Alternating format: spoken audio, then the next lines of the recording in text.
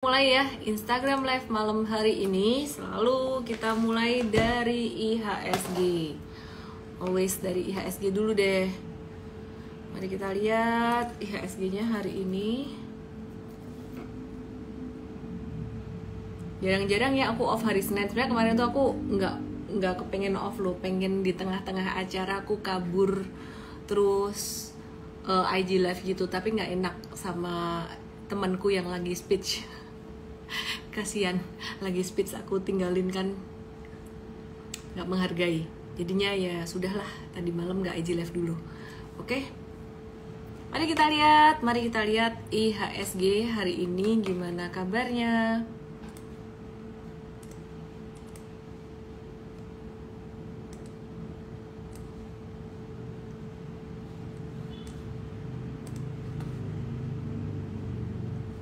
Haki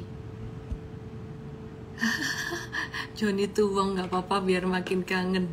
Saya juga kangen loh sama kalian. Kalau nggak IG live tuh kayak rasanya gimana gitu loh. Udah jadi lifestyle. Oke, ini HSG hari ini breakdown support ya. Breakdown support dia bisa sampai ke 6612. Jadi kemarin perkiraan ini dia ketahan di support biru terus mantul, tapi ternyata malah breakdown. Yang bikin breakdown apa ntar kita bahas ya. Dan dia bakalan bisa sampai level 6612 sampai 6561. Nah, yang bikin breakdown tuh biasanya saham-saham yang big caps gitu. Nah, kalau teman-teman perhatikan, ini saham-saham big caps banking dia, wah koneksinya bener nih, nge-lag nih sebentar ya. I have to change the wifi. Oke. Ya nih nge-lag nih koneksinya, internetnya. BBCA malah naik, jadi bukan BCA yang bikin turun. BBRI cara lihatnya kayak gini nih. BBRI juga dia nggak terlalu turun, nggak sampai yang gimana-gimana. Terus ada BMRI, terus ada BMRI juga hijau, ada BBNI. Sekarang kita lihat BBNI. BBNI ini udah beberapa hari naik dan dia udah kena area resisten. Jadi kalau mau beli wait and see dulu. Dia juga nggak sampai turun yang signifikan. Nah, yang bikin turun tuh ya adalah ini, tada, Bian ya. Jadi yang menarik, ownernya Lo Tak Wong tuh sempat jadi yang terkaya di Indonesia. Tapi sekarang dia nggak jadi yang terkaya lagi. But saya percaya dia juga nggak peduli sih. Gitu, karena jadi yang terkaya atau nggak terkaya ya nggak mengubah gaya hidup dia gitu. Jadi ya udah kaya, tetap masih kaya. Ya, mau terkaya kedua ketiga pun tetap masih kaya lah. Dan waktu itu yang bikin dia jadi terkaya tuh saham ini Bian, kepemilikan dia di Bayan Resources. Nah, sekarang turun nih. Nah, kalian punya portfolio gimana? Ada nggak yang punya Bian nih? Bian 3 hari turun berturut-turut ya. Dan hari ini tadi turunnya 6,95%. ARB sekarang masih 6,95%. Tapi nanti bakalan diubah nih tanggal 5 nanti. Dan aku akan bahas nanti tipsnya bagaimana ya. Jadi aku ada pin juga di IG feed aku. Kalian bisa lihat di IG feed aku. Terus kemudian teman-teman perhatikan Bayan Resources nih di 15.300 dia bisa turun sampai situ, bahkan bisa sampai ke 14.300-an gitu. Nah, terus kemudian kita mau lihat untuk saham yang lainnya dari Rifan Nurmulki. Wow, dia ini Captain main bola voli. Keren banget. Hai Mas Rifan, thank you udah mampir ke sini ya. Kalian tahu nggak Rifan Nurmulki baru aja abis menang Asian Games, kongret ya, bawa medali emas. Oke, kita lanjut lagi bahas saham dari sektor batubara. Sekarang kita lihat harga batubaranya dulu nih, Newcastle.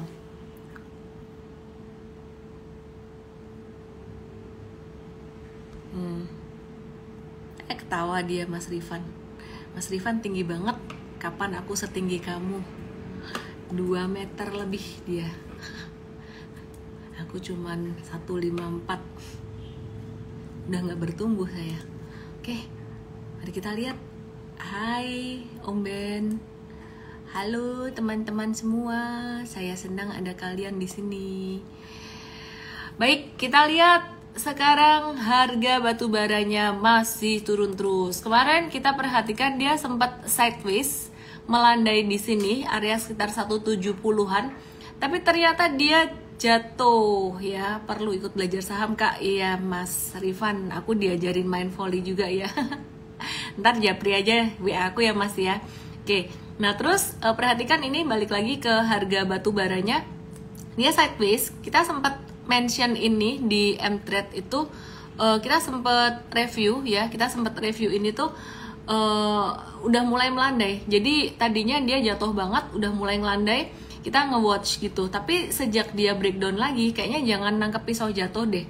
Wait and see dulu aja. Jadi wait and see dulu gitu, karena ini akan ngaruh banget ke saham-saham batu baranya. Jadi saham coal kayak tadi aku ada bahas Bian, kita akan review buat yang lain. PTBA.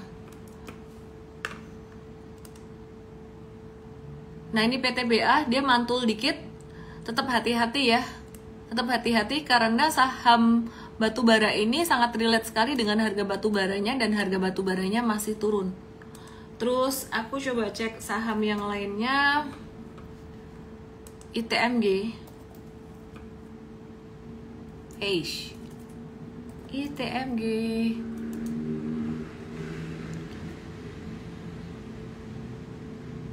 Maverick Jonathan. Halo, apa kabar? Wet gloss. Ahlinya apa tuh? Becek abadi. Sekali coating mobil nggak perlu diulang-ulang. Aku iklanin nih Maverick. Oke, perhatikan di sini ini ITMG, dia juga jatuh banget. Tapi jatuhnya udah deket support kuatnya di sini. Jadi sebenarnya kita tuh sebenarnya mulai nge-watch untuk jangka pendek swing trading tuh mTrade udah mulai nge-watch. Tapi masuknya benar-benar harus dikasih tahu secara real time. Kenapa? Kita tuh demen banget kalau buy on weakness tuh ngeliatin chart yang kayak gini nih. Apalagi jika ini terjadinya di daily ya, jadi daily chart jatuhnya kencang, itu pantulannya pasti kencang. Nah tapi di saham-saham batubara ini terjadinya di monthly. Jadi harga batubara tuh udah jatuh dari Januari kemarin, cuman kalau harga saham batubaranya itu baru banyak yang jatuh tuh mulai April kemarin gitu. Ya intinya sih kita mulai nge-watch untuk saham-saham batubara ini. Wait and see. Untuk ITMG kemungkinan sekitaran 20.500 sampai 23 ribuan ini kita mulai watch reversalnya. Sekarang belum dulu, sekarang masih kayak gini nih patternnya, cuman udah mulai menarik. Nah jadi prinsipnya Om Warren Buffett bilang be greedy when others are fearful and be fearful when others are greedy. Itu sebenarnya bukan cuman buat investing aja, tapi buat trading juga. Jadi kalau buat trading itu bisa pakai cara itu untuk strategi buy on weakness. Tidak semua strategi trading pakai mindset seperti itu, terutama jika strategi tradingnya pakai strategi super trader, itu kita mostly buy breakout. Nah kalau mau buy on weakness tuh biasanya kita swing trading. Nah bedanya super trader sama swing trading, kalau swing trading itu benar-benar jangka pendek banget pantulannya, kita manfaatin beberapa hari. Sedangkan kalau super trader tuh kita bisa ngehold selama saham ini trennya masih naik gitu. Oke. Ada komen lucu, bentar ya. Aku mau jawab pertanyaan dari Ayo Ijo dulu sebelum aku bahas pertanyaan dari Tangan Teknologi. Sentimen pagu utang US udah lewat, kok IHSG masih sepi dan pada turun ya. Big Fund lagi nunggu apa? Nunggu kenaikan suku bunga yang mencapai level puncaknya. Cuman sebenarnya Big Fund ini atau Big Money ini mereka juga udah masuk beberapa waktu yang lalu tuh. Nih aku kasih lihat IHSG di sini ya.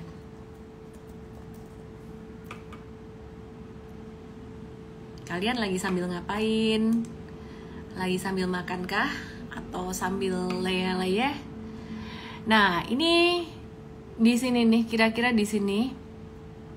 Nih IHSG lagi banyak diakumulasi, di sini juga dia lagi diakumulasi, dan akumulasinya kok IHSG yang diakumulasi sih? Salah saya ngomongnya. Saham-saham big cap banking gitu. Jadi lumayan gede, sekitaran 1 T-an kalau nggak salah waktu itu. Jadi ya normal-normal aja lah turunnya. Ini aku coba buka ya, terutama BBRI. Nah, BBRI ini kan kapan hari sampai breakout all time high kan. Ini sangat uptrend sekali untuk BBRI. Jadi kalau ada yang nanya kok asing nggak masuk, sebenarnya nggak juga, asing udah masuk juga. Tapi apa yang mau dibeli, bankingnya udah ketinggian. Jadi menurut aku sih asing masih mau kok masuk, cuman nunggu untuk saham-saham yang bagusnya tuh nunggu koreksi. Nah terus sekarang aku mau review nih salah satu big cap juga di Indonesia, tapi dari sektor teknologi. Ini GoTo nih udah mulai membaik loh, trennya udah mulai aktif gitu. Jadi anyway,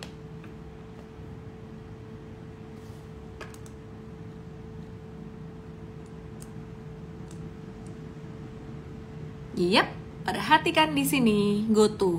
Ya, GoTo-nya dia kan sempat jatuhnya lumayan signifikan banget nih dari udah nggak usah dihitung berapa persen ya, puluhan persen, dari 450 sampai waktu itu 82, agak-agak ngeri-ngeri sedep juga waktu itu karena bener-bener semua mau buang barang gitu. Dan sekarang dia udah mulai slow down, udah mulai sideways selama dia di atas 89 atau saya buletin aja 90. Selama si GoTo ini di atas 90 sebenarnya masih oke, dan kita coba lihat lebih detail lagi. Kita pakai technical ya. Kalau fundamental masih belum bagus, masih perusahaan masih rugi gitu, kita pakai technical aja. Jadi GoTo ini dia buat ngangkat naik tuh agak-agak susah sebenarnya karena kapitalisasinya besar. Cuman sejak dia masuk ke MSCI, jadi ada beberapa aset manajemen tuh mereka memang ada aturan ya, bukan aturan ya, gimana ya, hitung-hitungannya tuh mesti mengakumulasi untuk saham-saham yang masuk ke MSCI kayak gitu-gitu loh, jadi benchmark gitu ya. Nah jadi kemarin tuh ada sedikit akumulasi di sini. Nah kita wait and see dulu aja. Di setiap level resisten ini rawan dengan orang-orang yang mau jualan karena nyangkut. Jadi kita lihat di 133 di sini ada puncak, ada 150 atau 151. Ini orang-orang pada mau jualan. Sementara GoTo buat trading jangka pendek dulu aja. Aku mau bahas pertanyaan dari tangan teknologi. Tangan teknologi. Wahai sobat manusia, trading kalau bukan ahli teknikal dan berpengalaman bertahun-tahun tidak mungkin bisa menang. Jadi, kalau merasa biasa aja, jangan buang-buang uangmu untuk bandar, karena kamu tidak akan menang. Kalau kamu merasa biasa-biasa aja dan kamu tidak pernah mencoba, kapan bisanya? Saya juga dulu itu di awal-awal trading tuh benar-benar nol besar banget. Dan memang aku mengalami masa trial dan error yang sangat luar biasa sekali. Maka dari itu, ketika saya udah trading, udah bisa mengalami semua ini ya, baik naik dan turunnya dengan senang hati. Saya memang suka ngajar, suka sharing. Saya share ke teman-teman semuanya. Dalam IG Live 3 tahun ini pasti kalian juga udah jadi lebih jago dan dalam secara detail dan terstruktur tuh dalam workshop Super Trader sebenarnya. Saya sangat setuju bahwa dalam trading tuh kita butuh yang namanya analisis teknikal, butuh ngerti analisis teknikal. Itu modal utama. Dan semakin berpengalaman, semakin banyak jam terbang, maka mentalmu akan semakin kuat, itu aja. Tapi untuk bisa menjadi seperti itu, kamu perlu memulai dari hal yang kecil dulu. Karena kalau kamu nggak mulai dari hal yang kecil dulu, ya nggak pernah melangkah. Jadi ya start dari hal yang kecil dulu, dan jangan punya mental block bahwa saham kalau ada bandarnya kamu nggak bisa cuan. Nggak. Kalau aku ngelihatnya gini, saham meskipun dia dibandarin atau digoreng, asal bandarnya duitnya banyak, bukan bandar yang nggak punya duit, dia akan nariknya tuh lama. Karena buat akumulasi butuh waktu lama, buat jualannya dia juga nggak bisa langsung jual sekali jual. Tapi kalau bandarnya nggak punya duit, bandarnya duitnya kecil, dia akan nariknya cepet seret, cepet dibanting juga, cepet jatuh juga.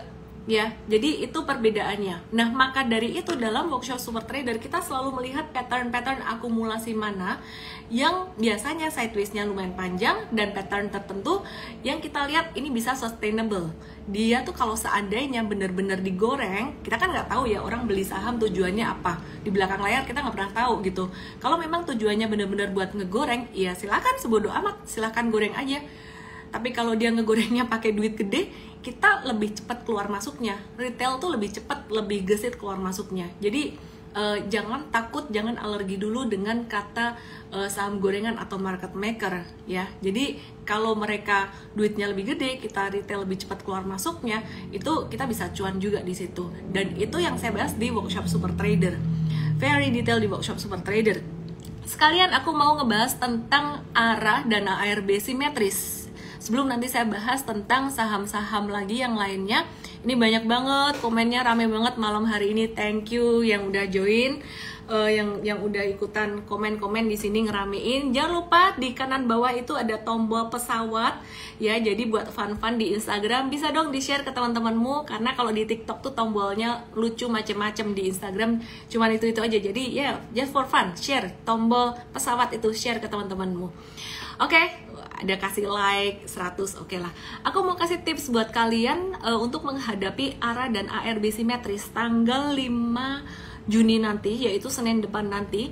Tips nomor 1 adalah start small, always start small, jangan pakai modal gede, jangan FOMO. Tips nomor 2, lebih penting likuiditas ya, likuiditas dulu baru technical. Karena kalau technical bagus, likuiditasnya nggak ada, susah. Likuiditas tuh gimana? Bid overnya tebal secara konsisten. Nah, beberapa hari kemarin, kalau nggak salah kemarin ya, aku tuh ada ngepost di story, ada videonya tuh. Jadi ada bid over satu saham, aku tutupin tuh kode sahamnya gitu ya. Nanti emitennya tersinggung pula.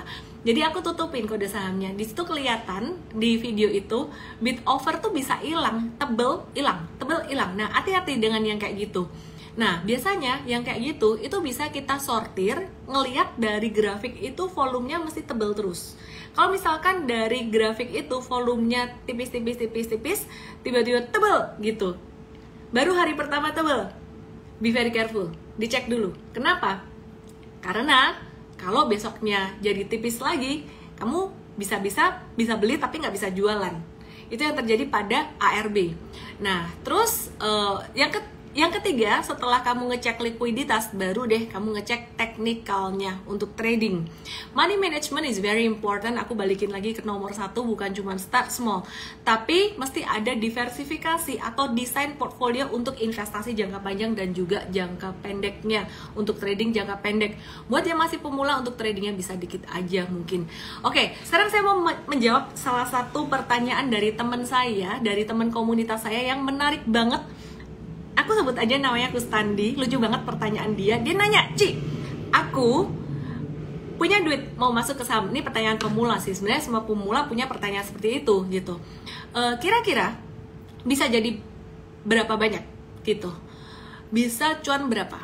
Oke, jawaban saya adalah berapapun kamu mau bisa. Mau cuan 100% pun bisa. Ada nggak saham-saham yang kasih seperti itu, cuan 100%? Ada, itu di Amtrade ada. Kemarin baru aja dapat tuh ISAT gitu. Cuman teman-teman perlu disadari di sini bahwa dalam trading saham itu namanya probability game. Jadi ada yang bisa kasih cuan sampai 100%. Tapi ada juga saham-saham yang mungkin ketika kita masuk cuannya cuma 5%, cuannya cuma 7%, ada juga yang kena cut loss dikit-dikit. Nah, jadi di sini caranya supaya kita bisa dapat multi bagger, supaya kita bisa ngehold lamaan dan bisa cuan banyak dari saham-saham yang memenuhi kategori super trader, berarti harus mulai dari angka yang kita siap dengan risikonya. Paham nggak? Maksud saya gini, apa yang membuat orang gagal ngehold saham multi bagger? Jadi misal ada satu saham, dia tuh bisa lari terus sampai cuannya tuh sampai 100%. Yang bikin orang gagal ngehold saham multi bagger adalah karena dia takut kerugian, takut keuntungannya berbalik jadi kerugian, takut keuntungannya berkurang. Caranya gimana supaya hati kita tuh tenang, supaya kalau kita ngehold satu saham yang secara teknikal masih bagus, ngehold terus gitu, itu bisa sampai lari jauh. Caranya dengan nominal itu kita nggak peduli, dia mau naik mau turun tuh nominalnya nggak mengganggu hidup kita. Maka dari itu position sizing di awal sangat penting sekali. Sorry kalau materinya agak terlalu berat buat teman-teman pemula, tapi saya harap semoga bisa dipahami.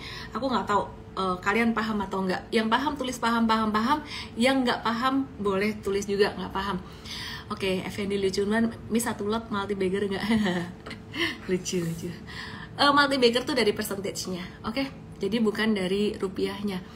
Baiklah, saya coba bahas saham yang lain. Di sini ada banyak banget yang nanyain tentang Harum. Harum Energy. Oke, aku coba cek Harum ya. Harum Energy. Nah, ini secara teknikalnya Harum Energy ini dia naik ya. Dia naik, potensi masih bakalan naik dikit lagi, mentok sekitaran 1435-an, 14.400 sampai 1435-an untuk Harum Energy ini. Ini jangka pendek banget. Jadi kalau misalkan kamu mau investasi jangka panjang, ini jangan dulu. Jadi selain Harum, kita juga udah nge-watch untuk saham-saham dari sektor metals lainnya, juga batu bara, karena turunnya udah parah banget. Jadi pasti ada pantulan. Hukumnya kan kayak gitu ya, di saham tuh kalau nggak turun ya naik. Ya, jadi pintar-pintarnya kita kalau mau buy on weakness di mana dan buy breakout di mana. Jangan takut pada saham yang turun terus, karena ada kesempatan untuk buy on weakness. Tapi jangan menyepelekan juga kalau kamu punya saham terus dia breakdown. Kalau trader mesti hormatin stop loss. Oke, aku mau bahas lagi untuk Harum Energy. Ini secara fundamental kinerja dia tuh bagus. Jadi kinerja Harum ini bagus. Harum ini dia bisnisnya bukan cuman batu bara, tapi juga ada nikel dan metals ya. Jadi ada metalsnya di Harum Energy ini. Nah, terus kalau sebentar ya, let me check. Result laporan keuangannya Harum ini oke, cuman masih ada tantangannya dari sektor batu bara. Kenapa? Karena dari sektor batu bara ini, harga batu bara tahun 2023 ini bakalan normalize. Normalize itu artinya menjadi normal. Jadi kalau teman-teman lihat harga batu bara turun di tahun 2023, namanya aja normalize, itu nggak usah takut. Masih bisa cuan, perusahaan batubara masih bisa cuan, cuman ya agak-agak turun dibandingin tahun 2022 kemarin. Oke, sekarang aku mau bahas laporan keuangan Harum. Dia pendapatannya naik 93,5% di angka 294,5 juta US dollar, dan juga laba bersihnya dia naik 64%. Jadi masih ada peningkatan biaya sebenarnya, karena laba bersihnya naik tidak setinggi pendapatannya. Ya, jadi kesimpulannya aja, daripada ngebahas fundamental teknikal kepanjangan kalian bingung juga. Kesimpulannya Harum ini jadi watchlist kita secara teknikal, tapi secara swing trading untuk trading dulu, tapi untuk investing belum dulu ya. Untuk jangka menengah panjang belum dulu, karena kita ngelihat sektor batubara ini harga saham batubara ini turunnya masih lumayan signifikan. Oke, aku mau review untuk emiten lain. Aku mau bahas, enaknya bahas apa ya? Apaan tuh Jason? Oke, mari kita bahas Inco.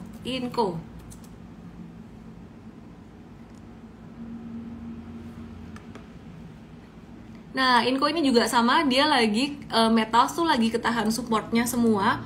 Jatuhnya nggak sedalam batu bara. Jadi kalau ditanya pantulannya bagusan mana, kayaknya bakalan bagusan batu bara deh. Jadi metals ini dia naiknya bakalan cuman bertahap, dikit-dikit, pelan-pelan gitu. Jadi Inco ini juga lagi di area support, masuk watchlist juga.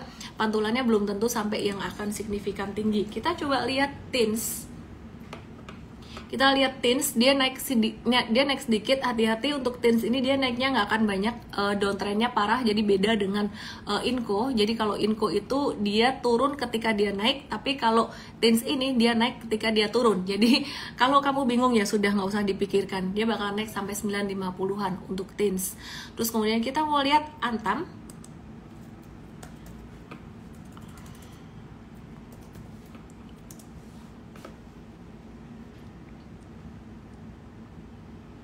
Masih wait and see. Oke, katanya mau bahas Pegas. Oh, oke, baiklah. Pegas ya. Ayo kita bahas Pegas. Sabar.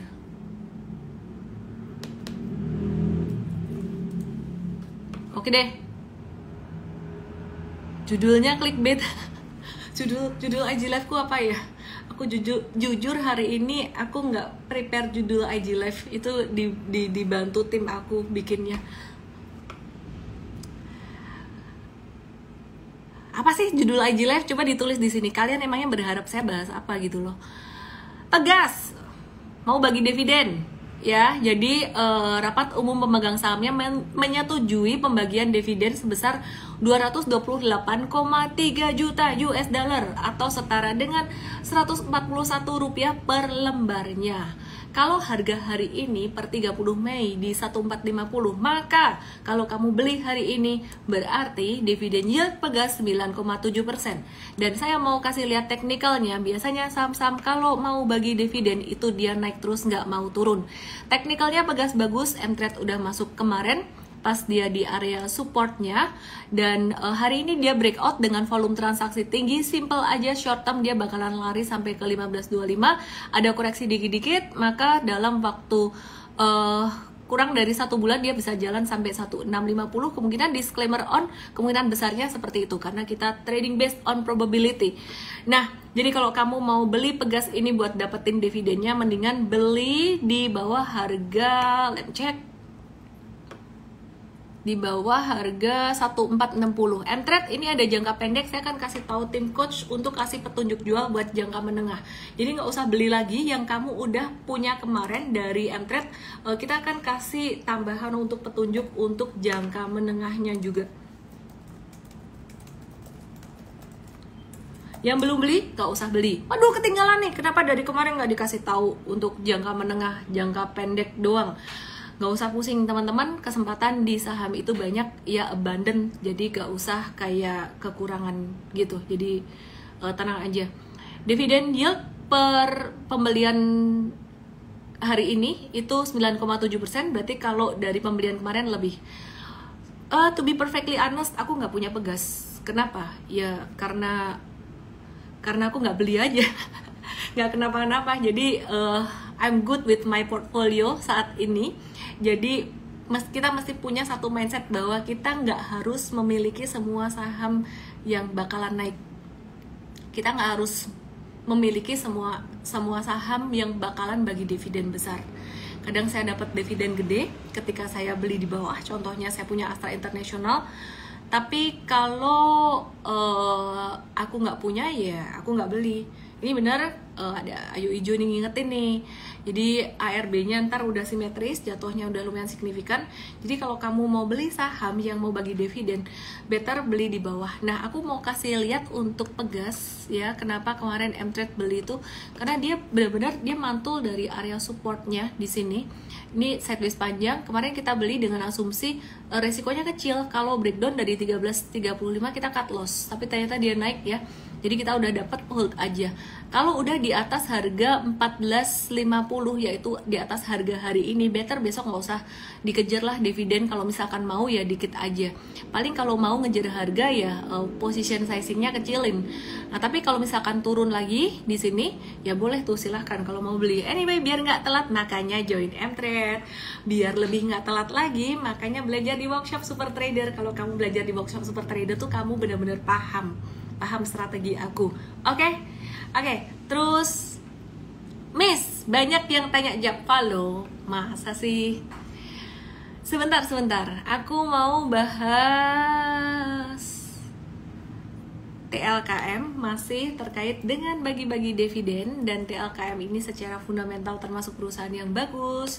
Cuman dia ada rugi floating profit secara portfolio di investasinya di GoTo, cuman itu yang aku highlight dari TLKM. Tapi kalau misalkan dia ada turun-turun sampai level 4.000-an masih oke buat investasi. Untuk trading udah nanggung ya, jadi M-Trade juga udah masuk beberapa hari kemarin. Dia potensi bagi dividen 167,59 per lembar saham. Kalau pakai harga penutupan hari ini 4120, maka kamu akan dapat return atau dividen yield nya. Aku belum ngecek untuk come date-nya kapan. Oke. Nah, terus teman-teman, aku mau share lagi ada yang menarik dari grup Bakri. Ya, ini lagi rame dibahas juga.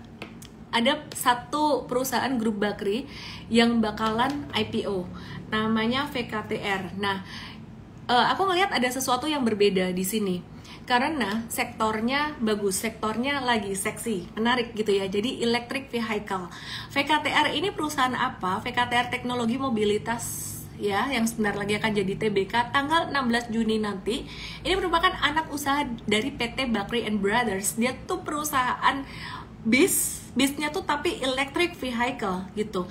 Jadi ini sangat menarik sekali secara industrinya. Ini yang ESG dan juga investor-investor gede tuh mereka lagi arahnya ke situ gitu. Jadi ini kita perhatikan secara fundamental perusahaannya juga menarik ya. Jadi ada cuan juga perusahaan ini.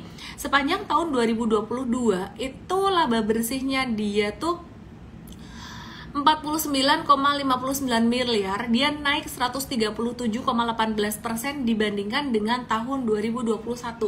Kita belum ngecek secara detail laba bersih ini didapatnya dari mana, tapi tunggu aja di Mtrade, kita akan kasih ulasannya lebih jelas. Dan pendapatan dia tuh naik 57% dibandingkan tahun 2021. Otomatis kalau saham-saham yang saham IPO itu kita nggak punya teknikalnya. Jadi kalau kamu nanya untuk trading gimana, sebenarnya kita ngelihat secara trend market juga, IHSG gimana, market gimana, terus kemudian industri itu lagi menarik atau enggak. Kemudian yang ketiga, secara kapitalisasi. Nah, kapitalisasi ini kalau misalkan terlalu gede dia bisa susah naiknya. Tapi kalau terlalu kecil dia cepat naiknya. Bisa juga cepat dibandingnya. Jadi mungkin kapitalisasinya mesti pas di tengah-tengah gitu, sesuai dengan minat dari investor besar juga ya. Jadi untuk model bisnisnya VKTR ini B2G, business to government, dia jualan bis ke government, dan juga B2B. Oke, kita akan bahas lebih detail di Mtrade. Marcelinus I bakal ke Gocap, aku nggak tahu deh, kayaknya belum tentu. Kenapa? Karena ini industrinya menarik ya. Jadi yang kayak aku bilang tadi, electric vehicle. Oke, ngomong-ngomong soal electric vehicle, aku mau ngebahas tentang satu kawasan industrial. Apa coba industrial yang ada kaitannya dengan electric vehicle? Ceng, SSIA. Jadi aku ngelihat properti industrial ini mulai menarik, mulai seksi setelah properti residensial naik gitu. Jadi ini ada beberapa di industrial.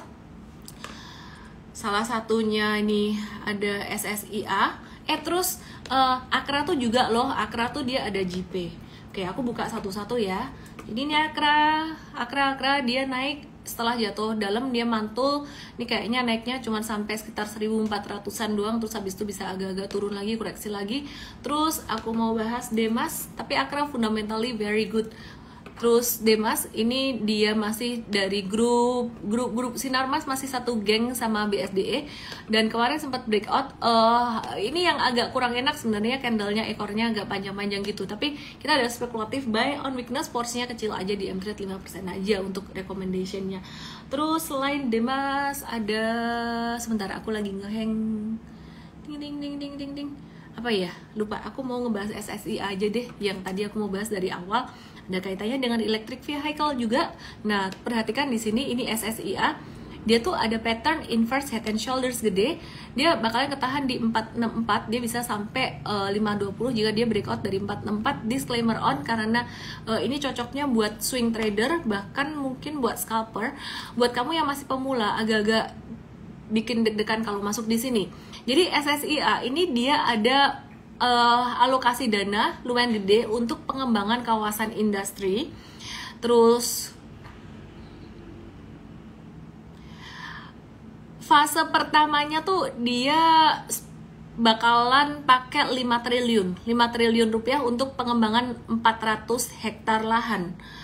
Nah, terus ini termasuk yang di Subang juga ya, area selatan Subang, smart politannya dia.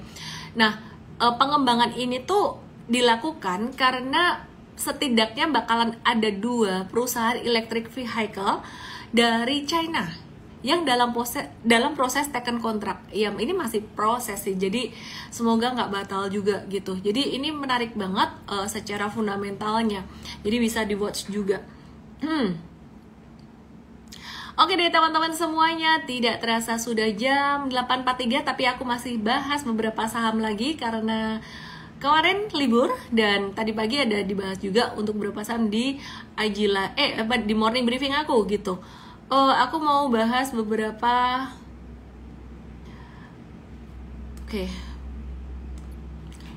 tentang ARB dan arah simetris ya. Jadi nanti per 5 Juni itu ARB-nya jadi 15%, terus 4 September itu jadi 20-35%. Sekarang tuh ARB-nya cuma 7%. Nah teman-teman, aku cuma mau kasih tahu bahwa di luar sana, bursa luar itu gak ada yang kasih intervensi seperti ini. Jadi ini IDX tuh benar-benar mencoba untuk melindungi kita semua sebenarnya. Nah nanti kalau udah dibuka 15%, 20-35%, maka lindungilah dirimu sendiri. Belajar teknikal sangat penting sekali. Pakai workshop Super Trader, penting banget. Oke, aku mau bahas industrial yang lain. Perlu nggak ya? Mau nggak aku bahas best? Best. Mau nggak? Mau nggak? Kalau nggak mau, aku bahas yang lain biar bestnya dibahas di morning briefing besok.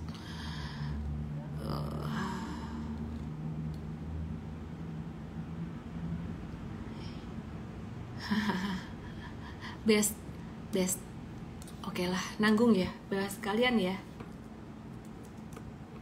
Nggak dibahas nanti dibilang pelit. Baiklah, mari kita bahas best. Mtrade udah masuk dan saat ini kalau aku bisa tarik dari sini panjangin sampai sini. Ini bestnya lagi di area bekas breakoutnya dia, dan dia jangka pendek bisa sampai ke 174, bisa sampai ke 185 juga dalam rentang waktu 174, kemungkinan 1 bulan, 185 kemungkinan 3 bulan. Disclaimer on karena tidak ada segala sesuatu yang pasti di pasar saham. Yang pasti itu adalah berat badan naik.